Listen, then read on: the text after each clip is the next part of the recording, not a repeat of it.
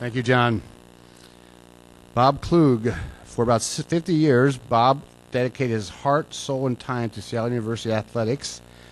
Bob was the official scorekeeper for both basketball programs and the baseball team during his volunteer time at Seattle University. He developed his passion for Seattle U sports as a student of the university starting in 1948. Klug was a walking encyclopedia of Seattle University sports information. When asked, Bob could tell someone the amount of points, rebounds, or assists a player had in a particular game that happened years earlier, as well as the final score. Bob knew every player, both men's and women's, that was involved in Seattle U athletics during his 50 years at the university.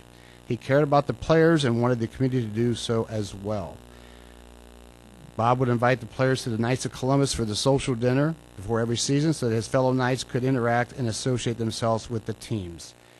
Seattle University and its athletics were part of the Bob Klug family. Here to accept the award is Mary Heckle. Mary? I read the brochure and all of these things about my cousin Bob, and I thought, who is he? I never heard of him before. I absolutely, when I got a call that Bob was going to be honored tonight, I just said, well, you've made a mistake. This couldn't be my cousin Bob Klug. But they went on and on, John and Doherty, telling me all these things about Bob that I never knew. I'm not a sports fan at heart. I lived in the middle of a whole mob of sports fans, but I survived that. But I simply did not have any idea, nor did any of his cousins. All he had left was cousins. His mom and dad are gone. And everyone is just saying, what's this all about? They simply did not know that side of Bob. And I'm so pleased and so honored. The Bob that I knew, kind of a guy that just he lived it by himself, wanted very little out of life, went to Knights of Columbus, had several little groups that he met with, that he enjoyed being with, did his own laundry, took care of himself, suffered from glaucoma, and sometimes had real difficulties with walking, which is where my sister came into play, my sister Jackie. She was very sensitive because he didn't want anyone to help him. He wanted to do it himself.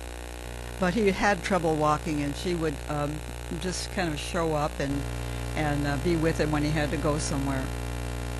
Bob was, his lifestyle was very, very simple. Just plain ordinary things pleased him. I'm thinking of our old uncle in Montana who died some years back. He was a gold miner, lived up in the hills and mined for gold. When he died, there were 13 nieces and nephews to share in his estate.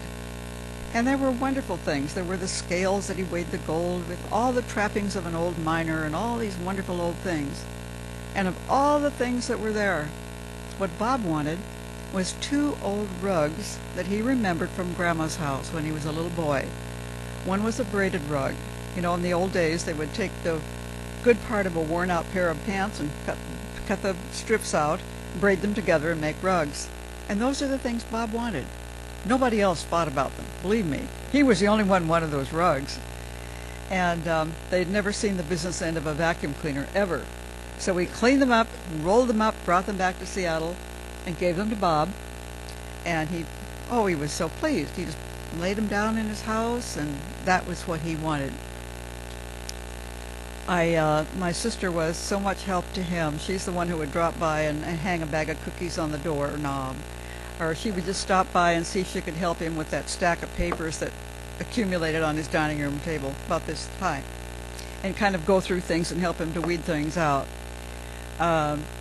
His death was sudden. He was found dead in his bed, and his death was sudden. And when the funeral was held, I couldn't believe all the people that were there. I didn't know how many people knew him and knew of him. It just astonished me. And I accept this award tonight for my sister especially, but for all of the cousins. There are 9 of us left. And I know when I mail these brochures to them, they're going to be just as surprised as I was. This is really nice that you did this tonight. I've enjoyed listening to all of the witnesses and all of the people who've been speaking for a non-athletic person. It's really been nice tonight, and I thank you for it very, very much.